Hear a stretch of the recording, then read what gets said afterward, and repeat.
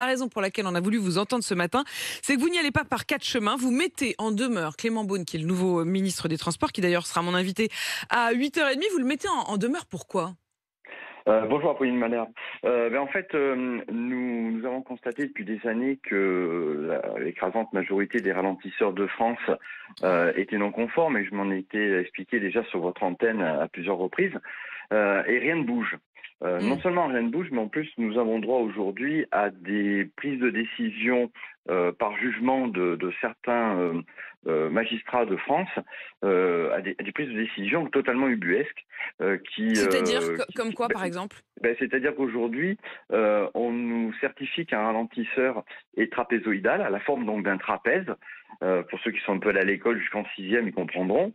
Hmm. Et mais on nous dit, mais malgré tout, le décret ne s'applique pas, parce que c'est un trapèze, mais c'en est pas un.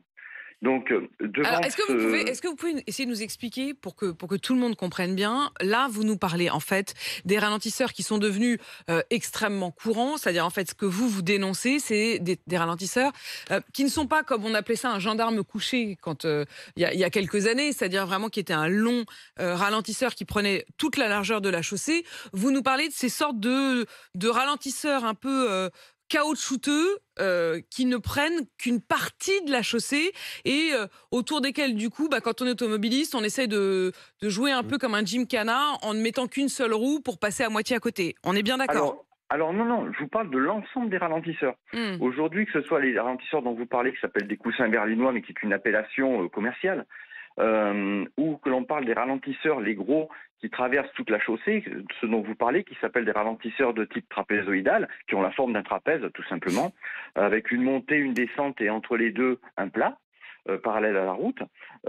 Moi, je vous parle de l'ensemble des ralentisseurs, c'est-à-dire qu'aujourd'hui, je vous mets au défi de trouver un ralentisseur, quel qu'en soit le type et la forme, qui soit conforme à la réglementation. Et c'est quoi la Euh, réglementation? Qu'est-ce qui les rend alors, en fait, illégaux? alors la première chose qui les rend illégaux, au sens de la réglementation, c'est tout simplement l'endroit où ils sont posés. Je vous donne deux exemples très rapides. Dès l'instant où vous avez plus de 3000 véhicules par jour, un Oui, ralentisseur est totalement interdit. Un deuxième exemple, vous prenez une voie de bus, tout oui. ralentisseur qui est présent sur une voie de bus est interdit. Près d'un hôpital, par exemple, c'est interdit. Et pourtant, on en a partout. Grosso modo, aujourd'hui, vous avez 450 000 ralentisseurs en France. Hmm. Vous n'en avez pas un seul qui est conforme à la réglementation. Mais vous attendez quoi? Qu'on démantèle tous ces ralentisseurs? En fait, ils n'auraient jamais dû pouvoir être implantés. Donc, les élus aujourd'hui se sont octroyés un droit par le biais de textes mis en place par le CEREMA, des textes qui n'ont aucune valeur, et pourtant, l'État a laissé faire. Alors, l'État, c'est l'État au sens large, via les préfets, personne ne contrôle plus rien, chacun laisse les élus faire ce qu'ils veulent dans leur coin, et devant de telles pratiques qui deviennent quelque chose de tout à fait courant et banal, et devant lequel l'État ferme totalement les yeux, eh bien nous avons décidé à l'association de mettre en demeure l'État en Hmm. tant que personne morale, Hmm. mais aussi Madame la Première ministre qui a reçu la semaine dernière une mise en demeure.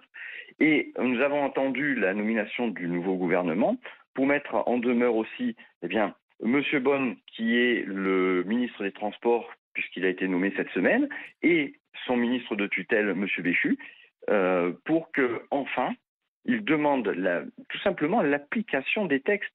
Et il faut savoir, c'est que derrière, on a créé donc une étude avec la Ligue de défense des conducteurs, et cette étude a démontré et avait pour but de démontrer Oui. l'impact très négatif des ralentisseurs.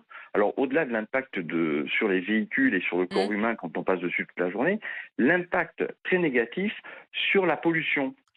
Pour vous donner un exemple, chaque ralentisseur, c'est pour chaque véhicule qui passe dessus une augmentation de la consommation de carburant qui aujourd'hui est à plus de 2 € le litre, d'au minimum 25%.